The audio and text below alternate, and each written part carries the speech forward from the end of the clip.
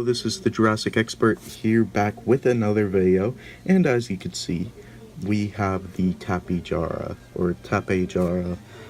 I definitely know it's not Tapejara. See? I actually researched the names for once. Yeah! So, back to the figure. Last time you saw me was probably in the in the very late upload of the chocolate velociraptor video. But the last time you saw the Tapejara other than this video was in the Toy Hunt video, or the Dino Rivals Find video. And while I'm talking about videos that I make, I do suggest checking out the Marianning video, just because I did put quite a bit of work into that. I mean, in comparison to most of my videos, I actually wrote a script when I usually don't write a script, but I don't want you guys to feel obligated to, but it is quite interesting. So if you are kind of interested in the history of paleontology itself, I do highly suggest checking out that video. So yeah, back to the Tapejara review. So let's first go in with the paint. I actually kind of like this paint that they're using. At first, like with the head, I was like, a little bit cartoony with the paint, but it actually has grown on me. I think it fits in really well. I really like how the colors kind of blend into each other. Even like this especially makes it look really vibrant, which is how I would expect like most avian reptiles to be. They would probably have a lot of bright colorations to attract mates and all that. But then you get this nice pattern on the wings, and I do like the tone of most of the flesh. They did paint the bottom of the beak, and they did not paint the claws, however, nor the claws on the feet, nor the underbelly. But they did paint the teeth and the tongue. The tongue is actually, no, it might be the same color, I can't tell. It might be a different color actually. And they did even paint the teeth on the top, which is very impressive. Especially since how small the teeth are. And next, oh yeah, and I always gotta mention the eye. It looks pretty nice. So now it's going to sculpt though.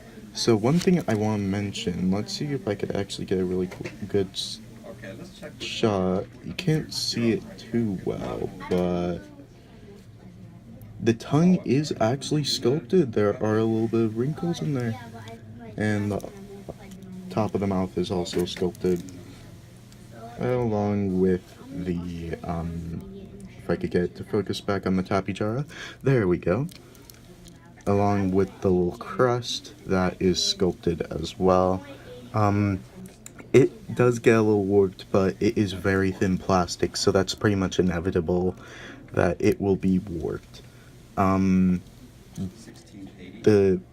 sculpt on the entire body, though, is quite amazing. They actually got, like, from pretty much to the point where the little button is, where you have the little action feature, you get all these detailed little scales that go kind of throughout the body, except for on the bottom of the body, but instead you get all these nice wrinkles in the skin and all that. And these scales do continue even on the talons or the feet, whatever. But the thing that most reviewers have acknowledged, and I gotta acknowledge this as well, are the little veins in the wings. I'd say that is very, very impressive. Very few figures, I think, that have been avian reptiles, I think, have been able to, like, successfully kind of capture that sculpt, and it just looks great with that. And yeah, it's even on the bottom of the wings. And while I'm looking at the bottom of the wings, here is the code. Let's see, will my camera focus? There we go. So you could scan that and get that in the Jurassic Facts app. Pause the video if necessary to get that. So now let's go into articulation and then we'll go into the action feature. So the mouth can open that wide and it could close that much. It actually looks pretty nice. Oh, I did forget to mention, at first I was a little put off by the goofy kind of head sculpt, but now that's also, it's grown on me. I really like it. I really like it now. Back to the articulation. So, similar to the Pteranodon, you get this little ball joint at the head, which mine happens to be quite loose. I think all of them will probably be really loose just to how small you could tell the joint is.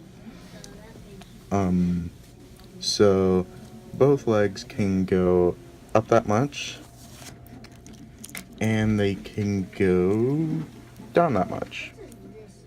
So, and there is a little bit of a swivel, so they can both turn 360 degrees.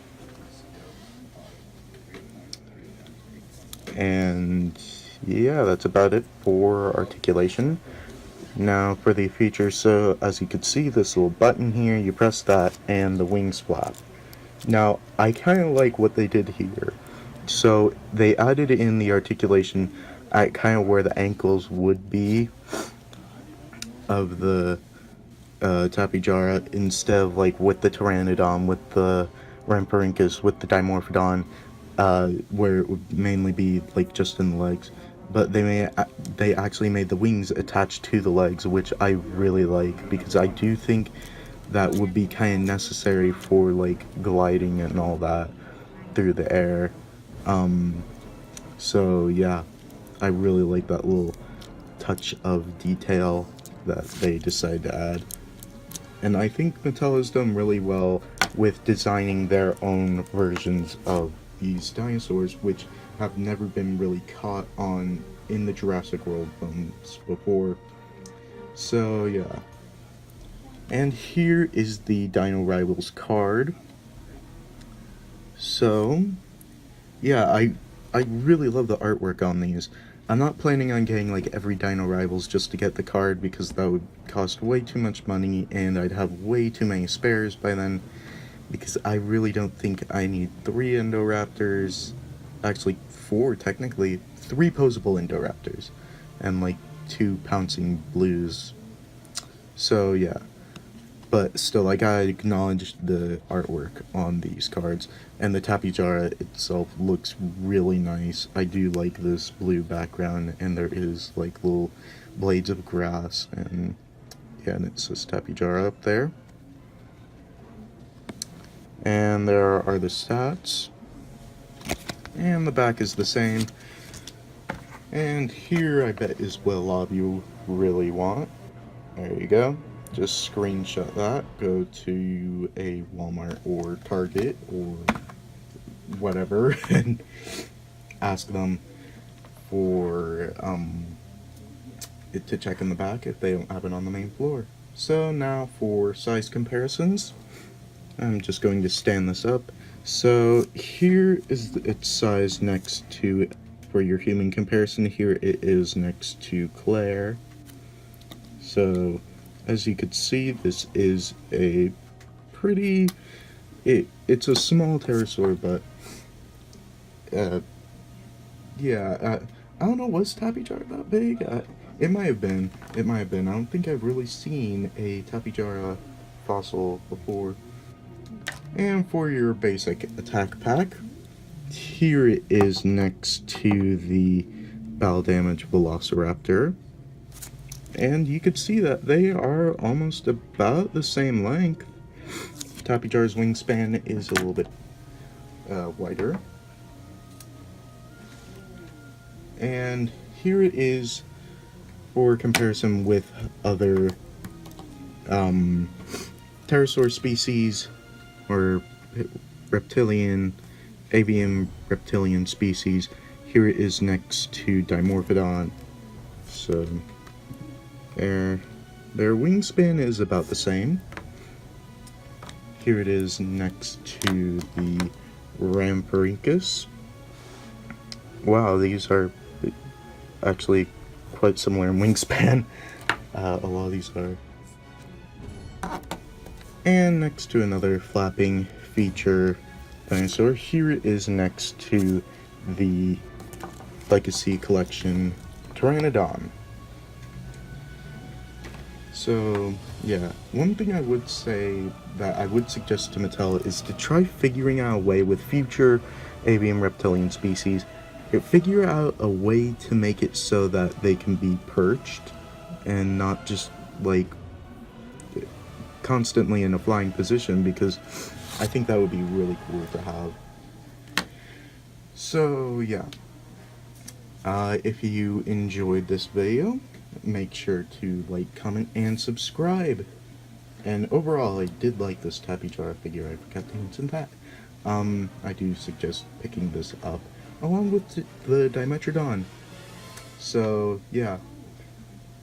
So, as always, make sure to like, comment, and subscribe. Hit the notification bell to get notified whenever I put up cool reviews like this one.